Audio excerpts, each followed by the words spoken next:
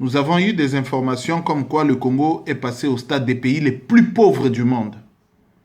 Donc on classe le Congo, RDC et le Madagascar au même rang. Mesdames et messieurs, cette situation nous pousse à nous révolter d'une façon inimaginable. Parce que nous ne pouvons pas comprendre cela.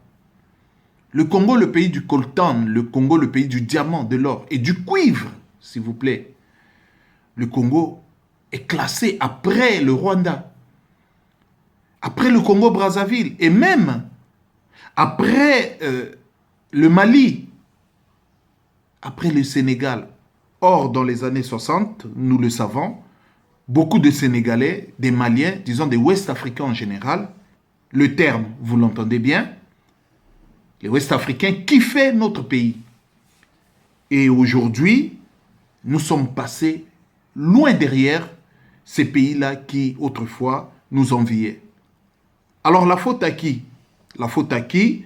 Chaque Congolais est responsable aujourd'hui de la situation de notre pays. Vous savez, M. Kabila a invité la majorité présidentielle, ses amis, il leur a dit qu'il n'avait pas envisagé une quelconque révision de la Constitution. Bien, nous comprenons cela. Mais un peu plus loin, il parle de réfléchir. Donc, on va réfléchir sur quoi? Alors que la Constitution est bel et bien claire, qu'on n'ira pas au-delà de 2 mandats. Nos compatriotes semblent ne pas vouloir comprendre cela. La majorité kiffe, je me réserve encore le droit de dire ces termes, kiffe de venir en Europe. Pour suivre quoi? Je ne sais pas. Alors les gens nous reprocheront, vous êtes en Europe. Pourquoi vous y êtes? Nous y étions à l'époque de la dictature de M. Mobutu et bien entendu que la contestation n'était pas la même qu'aujourd'hui. Aujourd'hui, une grande majorité de Congolais comprennent que nous avons beaucoup d'atouts chez nous et que si nous ne prenons pas en compte ces valeurs que nous avons chez nous, nous ne pourrons rien espérer gagner dans le monde parce que partout où nous allons, disons-le clairement, nous ne sommes pas les bienvenus. Pourquoi alors nos compatriotes kiffent de venir en Europe? Est-ce que c'est la beauté des bâtiments? Nous en avons au Congo. Est-ce que c'est la beauté des routes? Nous en avons au Congo et nous pouvons en faire. Est-ce que c'est parce qu'ici on mange les frites? Eh bien, j'aimerais dire que nous avons encore une alimentation excellente qu'ici.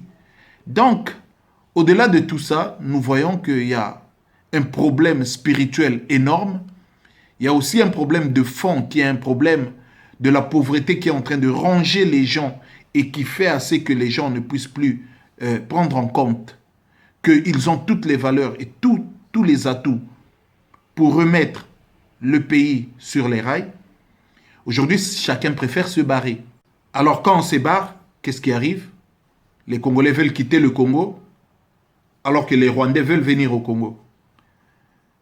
Nous ne pouvons que déplorer cela. Et nous disons que, encore une fois, Kabila est le mal du Congo.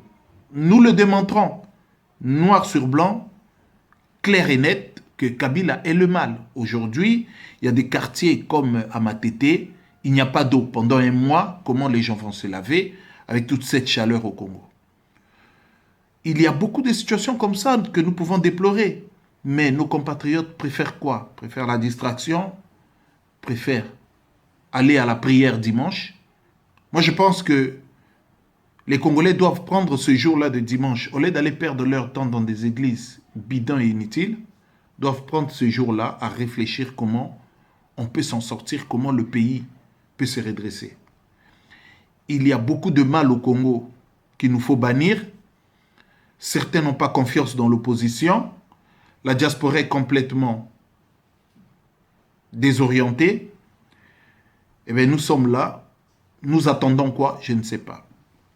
Il est maintenant temps de taper les poings sur la table et de dire arrêtons un peu ce cinéma et remettons-nous sur le travail.